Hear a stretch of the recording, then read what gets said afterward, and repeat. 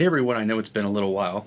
I've been working on some other things, and I decided that I'm gonna kind of create my own dungeon crawl game from the ground up. I've been talking about D&D for a while, and I think it's time to kind of move on from talking about someone else's game and kind of develop something original, or as original as I can be with all the stuff that's already out there, and kind of let you guys see how I build it from the ground up. So instead of just old school Dungeons and Dragons commentary, I'm going to do everything about building a dungeon crawl game from the ground up, from designing the tiles, the miniatures, painting the miniatures, designing the box and the rules and the illustrations. And I'm going to have all of those be sort of reoccurring pillars in my channel from now on.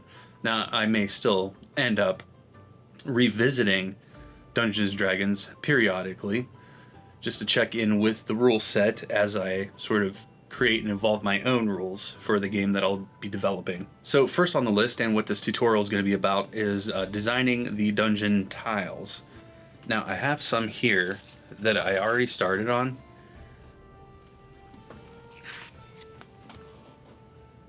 They're hand-drawn and then scanned in to my computer, and then I go in and Photoshop and use some specialty brushes. I think if you follow along, you could easily have dungeon tiles custom made for your campaign fairly easily. I mean, the first time I sat down to do it, it took me, I don't know, like a half hour tops to have a whole system of 4x4 rooms with a series of connecting corridors. Let's go to the overhead camera and let's see how I start this. Okay, so I printed out a 1-inch grid paper on cardstock and put some little tabs of masking tape on the edges. And I start with a sheet of vellum tracing paper and make sure the edges are lined up perfectly square. That way, when you use the grid for a guide, the grid will be perfectly square with the paper when you put it into the scanner, and then as it goes into Photoshop, it'll still be square, and then when you print out the tiles, it will still be square. So the thing you need to decide first is how wide do you want the room.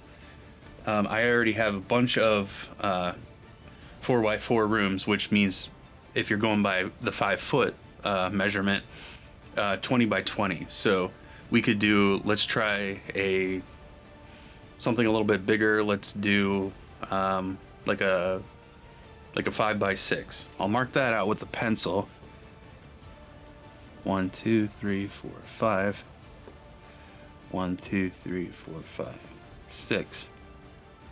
I'm kind of scrapping the idea of doing like that sort of broken wall border, because as you start laying tiles over each other to show open moving from corridor into room, you get like these sort of walls blocking the way, which it's not going to work.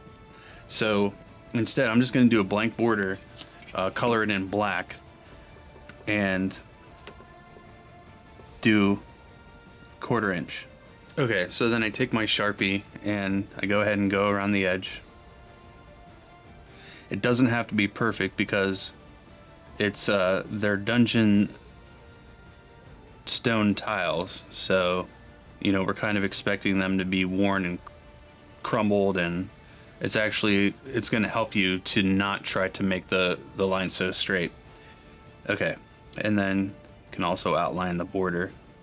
We'll fill that in Photoshop, so you don't have to worry about coloring that in with your marker, but it does help to have that outer edge. Now you can make that cleaner too in Photoshop, but I think this looks just a little bit better for the hand-drawn method that we're talking about. And then we're obviously going to want to go in and fill out the grid too. Now, if you really want to exaggerate the sort of crumbling, uneven tile effect, you might, once you establish the grid, the 1-inch increments, you might want to take the actual printed grid that we have and pull that out. That way you're just left with the points, and then you can kind of freehand it from there. Now once I have the lines drawn in, I will remove the tracing paper, and then I can go back in and add in the details. So I'll get something white just to help it to stand out a little bit more. And then I also have a thinner Sharpie for a little bit more detail work. And you don't want to go crazy with the cracks, because that's not the point. This is a play surface. You're not trying to create a masterpiece. You just kind of want this to bounce around. You don't want every single line to be even. You want to you want dots, longer lines. And then another trick too is to go in and almost like diamond shapes. It helps to create like that sort of that space, or that cracking in between the tiles. And then another thing too is you can kind of continue a crack across one tile to the next. That's going to kind of help tie them all in. Okay, this is probably good enough for now until we move on to the next step. So let's move over to the laptop.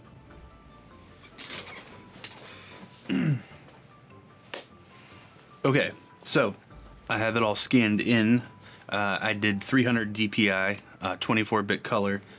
This goes into Photoshop, and right now it's looking fairly light. So what I do is, actually before I do that, let's take the background off and crop the image.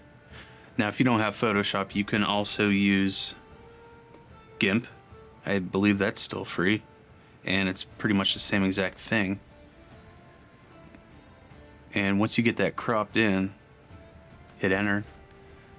It's ready to go, and then I'll take my selection tool, zero feather, select, Control X, go over to, I have a 300 DPI 8.5 by 11 already ready to go. Control V to paste. Now that that's selected, you can go into image adjustments and go to levels. I already have one built in called Dungeon Tiles. Now, it's not perfect, just depending on how the Sharpie took to the tracing paper. I mean, sometimes it's a little bit lighter and more transparent, so you got to fiddle with it a little bit, but this is the baseline 53.68 and 213. If you slide these, you'll notice things will darken. Hit OK. Now you're ready to go with coloring. So what you can do is take this background off, go on to layer 1, hit multiply. Then when you go into your marquee, make sure that it's selected here on add.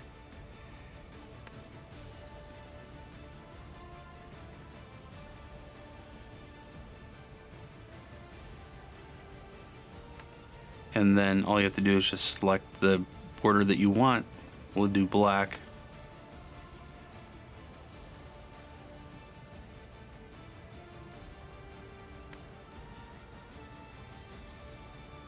Get your paint bucket and fill it in.